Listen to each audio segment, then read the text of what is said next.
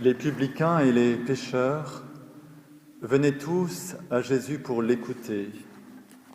Les pharisiens et les scribes récriminaient contre lui. « Cet homme fait bon accueil aux pécheurs, et il mange avec eux. » Jésus leur dit alors cette parabole. « Si l'un de vous a 100 brebis et en perd une, ne laisse-t-il pas les 99 autres dans le désert pour aller chercher celle qui est perdue jusqu'à ce qu'il la retrouve?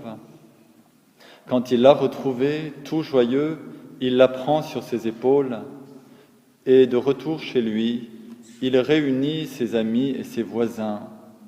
Il leur dit « Réjouissez-vous avec moi, car j'ai retrouvé ma brebis, celle qui était perdue. Je vous le dis, c'est ainsi qu'il y aura de la joie dans le ciel pour un seul pécheur qui se convertit, plus que pour 99 justes qui n'ont pas besoin de conversion. » Ou encore, si une femme a 10 pièces d'argent et en perd une, ne va-t-elle pas allumer une lampe, balayer la maison et chercher avec soin jusqu'à ce qu'elle la retrouve? Quand elle l'a retrouvée, elle réunit ses amis et ses voisines et leur dit « Réjouissez-vous avec moi, car j'ai retrouvé la pièce d'argent que j'avais perdue. » De même, je vous le dis, il y a de la joie chez les anges de Dieu pour un seul pécheur qui se convertit. Jésus dit encore, un homme avait 2 fils. Le plus jeune dit à son père, « Père, donne-moi la part d'héritage qui me revient. » Et le père fit le partage de ses biens. Peu de jours après, le plus jeune rassembla tout ce qu'il avait et partit pour un pays lointain où il gaspilla sa fortune en menant une vie de désordre. Quand il eut tout dépensé, une grande famine survint dans cette région et il commença à se trouver dans la misère. Il alla s'embaucher chez un homme du pays qui l'envoya dans ses champs garder les porcs. Il aurait bien voulu se remplir le ventre avec les gousses que mangeaient les porcs, mais personne ne lui donnait rien. Alors il réfléchit. Tant d'ouvriers chez mon père ont du pain en abondance, et moi, je meurs de faim. Je vais retourner chez mon père, et je lui dirai, Père, j'ai péché contre le ciel et contre toi, je ne mérite plus d'être appelé ton fils. Prends-moi comme l'un de tes ouvriers. Il partit donc pour aller chez son père. Comme il était encore loin, son père l'aperçut et fut saisi de pitié. Il courut se jeter à son cou et le couvrit de baisers. Le fils lui dit, « Père, j'ai péché contre le ciel et contre toi, je ne mérite plus d'être appelé ton fils. » Mais le père dit à ses domestiques, « Vite, apportez le plus beau vêtement pour l'habiller, mettez-lui une bague au doigt et des sandales aux pieds, allez chercher le veau gras, tuez-le, mangeons et festoyons, car mon fils que voilà était mort, et il est revenu à la vie, il était perdu, et il est retrouvé. » Et ils commencèrent la fête. Le fils aîné était au champ. À son retour, quand il fut près de la maison, il entendit la musique et les danses. Appelant un des domestiques, il demanda ce qui se passait. Celui-ci répondit, « C'est ton frère qui est de retour, et ton père a tué le veau gras, parce qu'il a vu revenir son fils en bonne santé. » Alors le fils aîné se mit en colère, et il refusait d'entrer. Son père, qui était sorti, le suppliait. Mais il répliqua, « Il y a tant d'années que je suis à ton service, sans avoir jamais désobéi à tes ordres, et jamais tu ne m'as donné un chevreau pour festoyer avec mes amis. Mais quand ton fils que voilà est arrivé, après avoir dépensé ton bien avec des filles, tu as fait tuer pour lui le veau gras. » Le père répondit, « Toi, mon enfant, tu es toujours avec moi, et tout ce qui est à moi est à toi. Il fallait bien festoyer et se réjouir, car ton frère, que voilà, était mort, et il est revenu à la vie. Il était perdu, et il est retrouvé. Acclamons la parole de Dieu.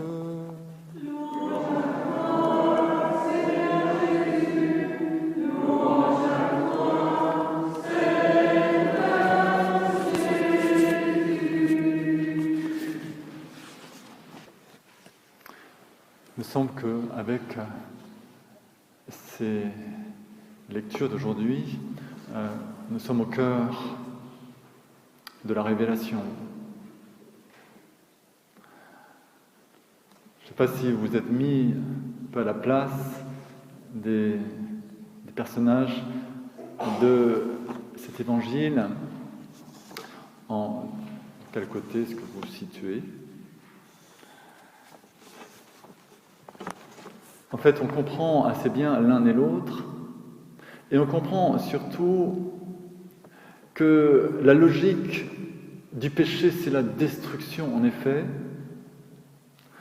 Alors c'est assez curieux, dans la première lecture, vous avez entendu, dans le livre de l'Exode, dans la bouche de Dieu, on va trouver une remarque finalement très humaine. « Laisse-moi détruire ce peuple ». Le fils aîné, sans doute, il devait être en attente d'un châtiment. « T'as fait une bêtise, tu vas d'abord payer, d'accord ? Puis ensuite tu rentres. » Normal, non ? Alors, Dieu va dire, effectivement, je vais détruire ce peuple. Et puis il y a comme une inversion des rôles. Moïse va faire l'avocat. On sait bien par la suite que l'avocat, c'est le Christ. Quand un certain nombre de gens bien pensants vont dire à Jésus, en lui montrant une femme qui a fauté, qu'est-ce que tu dis, toi ? La loi, elle nous dit de la tuer, et toi ?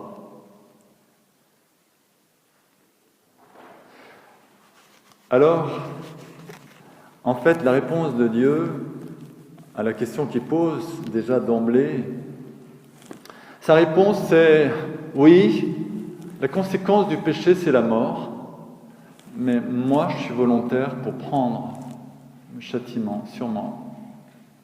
Je vais payer à ta place. » Quand Jésus dit à la femme adultère « Je ne te condamne pas », ça lui coûte. Ça lui coûte quoi ? Ça va lui coûter sa passion. Il prend la place de celle qui doit se faire lapider et il se fait crucifier. Voilà ce que saint Paul a compris le jour de sa conversion. Il a compris que lui, sans doute, il était du côté, de quel côté là, hein, le premier ou le deuxième fils ? Sans doute le deuxième. Mais pourtant, il dit, moi je suis le premier des pécheurs, blasphémateur, persécuteur. Pourtant, c'est un juif pratiquant, c'est un religieux.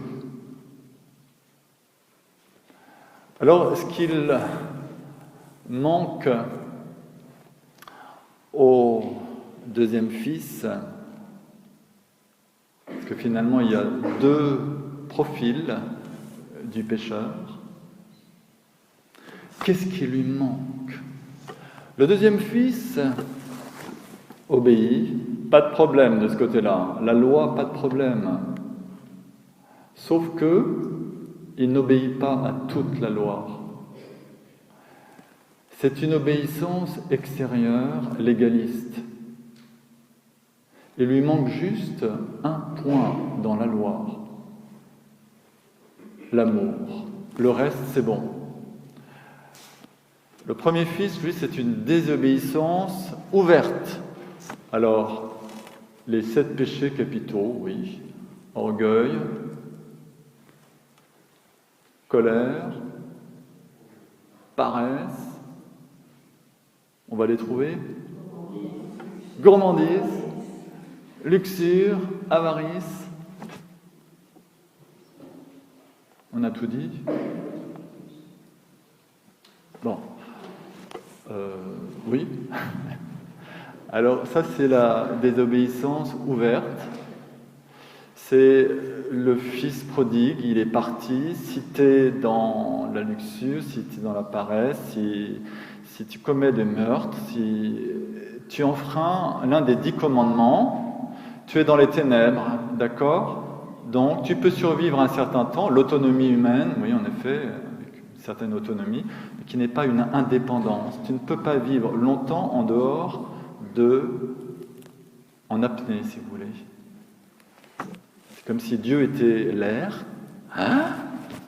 tu retiens, et tu vas vivre en dehors des commandements de Dieu, mais tu ne peux pas durer trop longtemps, parce que sinon tu meurs spirituellement. Ça marche, ça c'est le fils prodigue. L'autre, il est dans la maison, mais il lui manque l'amour.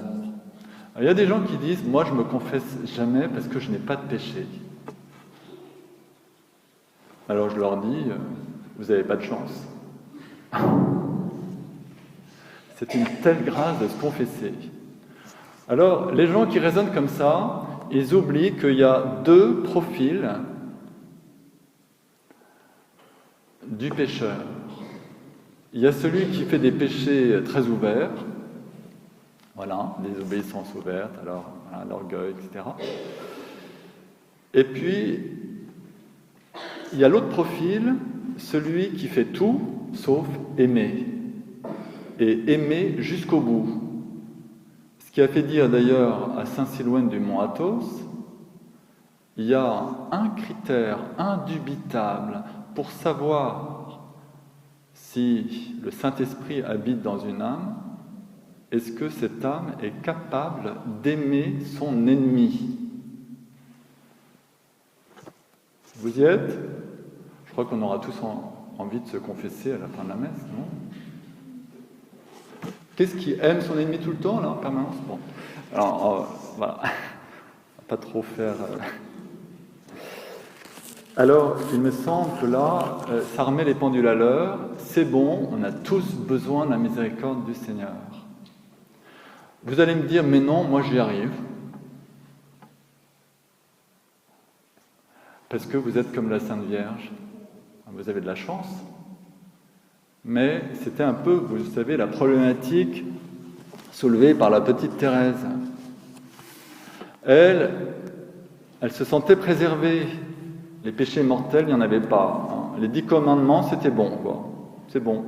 Bon, il doit y avoir sans doute un peu d'orgueil de temps en temps. Hein. Si on est réaliste, on ne peut jamais dire « les 10 commandements, pour moi, ça va. Hein. » Enfin, pour vous, vous êtes tellement saints, mais pas si évident, quoi. Même les 10 commandements. En tout cas, la petite Thérèse, elle se sentait préservée. Mais elle savait qu'en fait, il était bon de se considérer comme pécheur pour bénéficier de la miséricorde du Seigneur. Alors, elle découvre, et le Seigneur lui fait comprendre, que la Sainte Vierge, qui est impeccable, elle est impeccable parce que Dieu lui a donné encore plus de miséricorde. Il l'a préservée à l'avance. Voilà. Ça marche. Donc, 3 cas de figure pour chacun d'entre nous. Premier cas de figure, un des commandements, nous enfreignons un des commandements. Donc, ça veut dire que nous préférons vivre à la cave plutôt que dans la lumière. Nous préférons vivre en apnée plutôt que en respirant le Saint-Esprit. Et ça, c'est la mort spirituelle, à plus ou moins long terme. Parfois assez vite, et d'autres fois, ça met à peu près 20 ans. Je vous donne 20 ou 30 ans, mais pas tellement plus, pour goûter la mort spirituelle.